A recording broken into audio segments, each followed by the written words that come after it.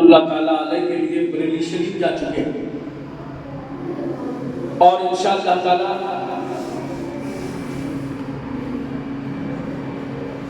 سنیچر کو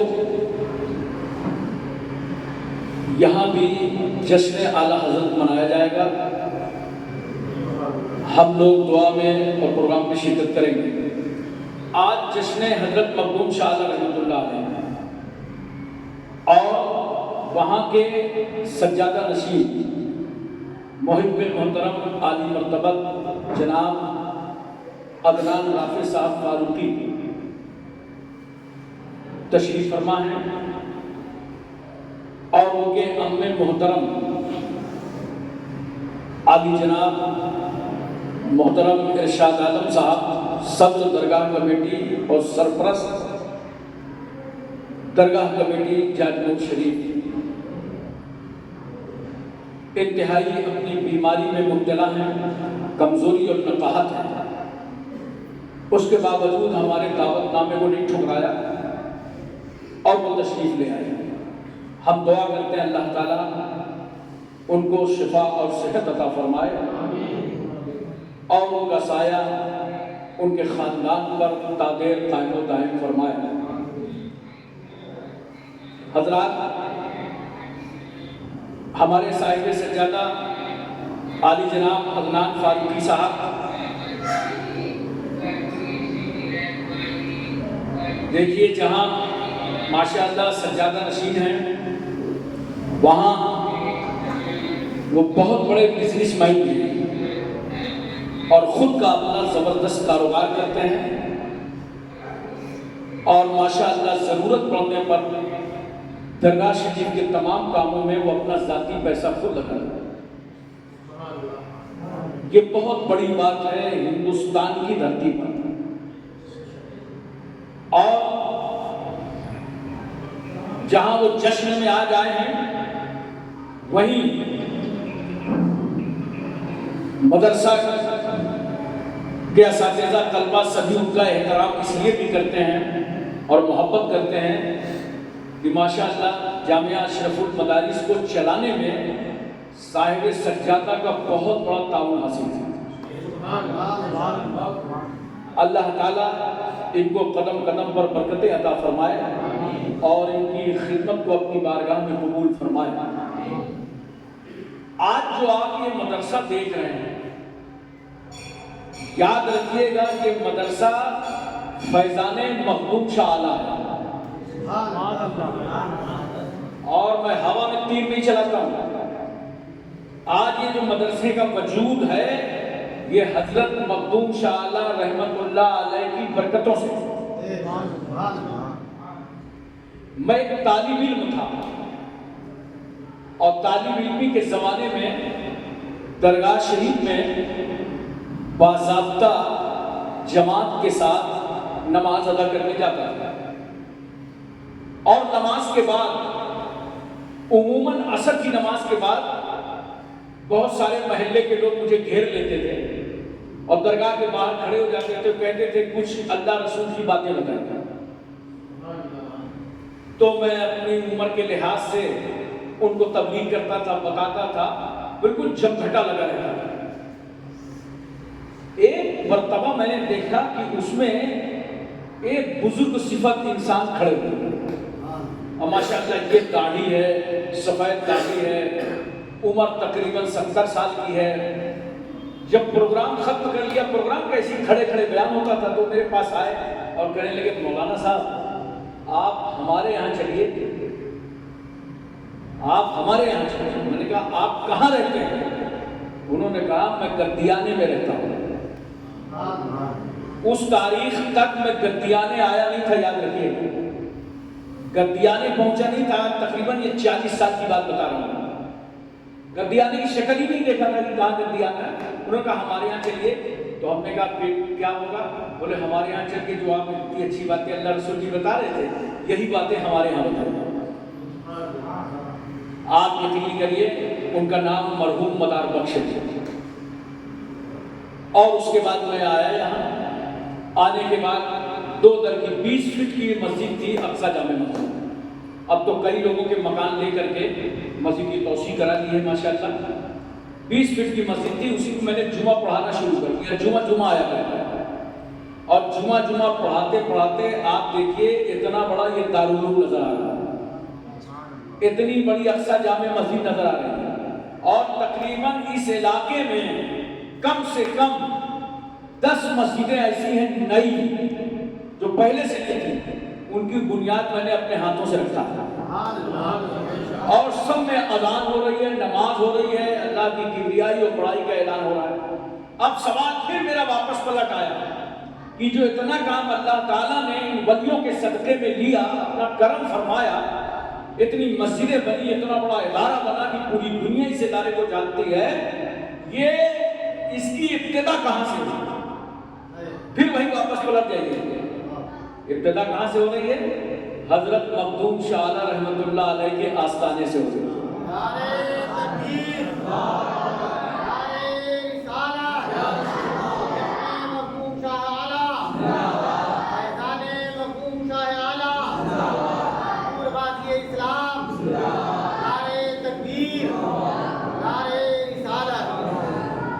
اور میں ایک دن ابھی صاحب سجادہ سے کل میٹنگ کیا, ارشاد بھائی کی میٹنگ پہ تھے, اور میٹنگ سے جب میں واپس پلٹا تو گاڑی میں بیٹھے بیٹھے سوچ رہا تھا کہ مخدوم صاحب نے تو بہتوں کو نوازا ہے, بہتوں پر کرم فرمایا ہے, اللہ کے ولی کی نگاہ جس پر پڑ جائے, لیکن لگتا ہے اس دور میں سب سے زیادہ ان کی توجہ عدنان میاں پر ہے اور یا تو میرے اوپر ہے.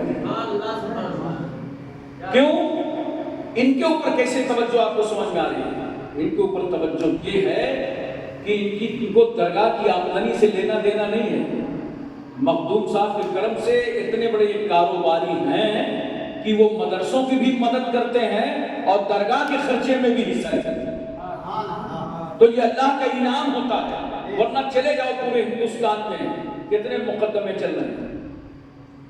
مسئلہ مشہور ہے نا, بریلی شریف چلے جاؤ تو فتاوی رضویہ کی جلدیں لگی ہوں گی, اور خانقاہوں چلے جاؤ, خانقاہیں تو پھر مقدمے کی فائلیں لگی ہوں گی. کہیں چلے جاؤ بھائی بھتیجے سے بھتیجا, بھائی سے بھائی سے, یہی چل رہا ہے.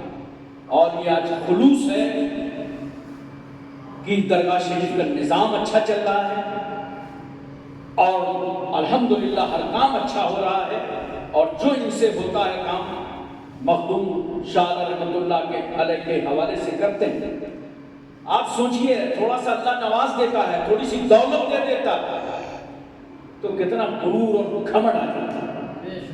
ابھی ہمارے یہاں نعمان سر بیٹھے ہوئے تھے ہماری محفل میں, ہم نے ان سے ایک بات پوچھا, دعا کے لیے ہم سے کہہ رہے تھے. میں نے کہا ٹھیک ہے دعا ہو گئی, زبان سے کہنے کی ضرورت نہیں ہے, آپ جانتے ہو خورشید بھائی کتنا مجھ سے قریب ہیں؟ بولے ہاں میں جانتا ہوں. میں نے کہا آج تک سنا ان کا نام لے کر کے دعا دیتے ہوئے؟ کہا نہیں سنا. میں نے کہا نہیں, دعا یہ رسمی ہوتی ہے زبان سے کہنا, اور جو دل میں اتر جاتا ہے اس کے لیے ہر وقت دعائیں ہوتی ہیں, ہر وقت اس کے لیے دعائیں ہوتی ہیں جو دل میں اتر جاتا ہے. تو ان ولیوں کی بارگاہ میں جاؤ, ان کا فیض حاصل کرو. جب میں جاتا ہوں جاتا ہوں, یاد رکھنا اگر کسی کام سے گیا تو درگاہ شریف نہیں جاتا. کیوں؟ میں ایک دوسرے کام سے آیا ہوں, یہ تو بہتی گنگا میں ہاتھ دھونا ہوا. جب مجھے حاضری دینا ہوتا ہے تو میں ارادہ کر کے اس دن گھر سے نکلتا ہوں کہ آج میں حاضری دینے جا رہا ہوں, بعد میں دوسرے سے. اس نیت سے حاضری دیا کرو اللہ کے ولیوں کی بارگاہ میں.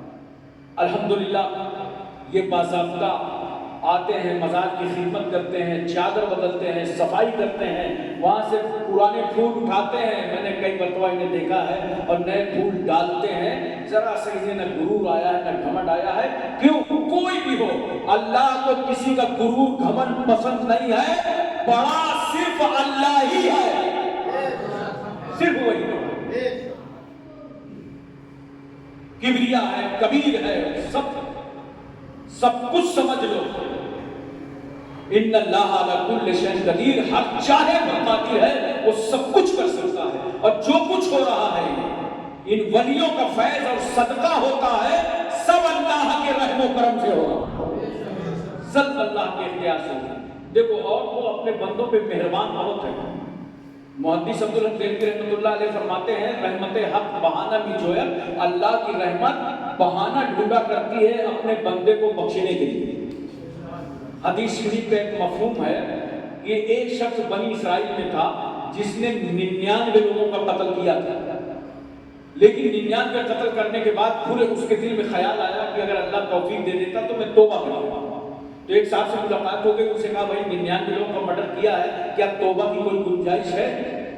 تو انہوں نے کہا جاؤ یار، تم 99 کو قتل کر چکے ہو، تمہاری توبہ ہوا کہاں قبول ہوگی؟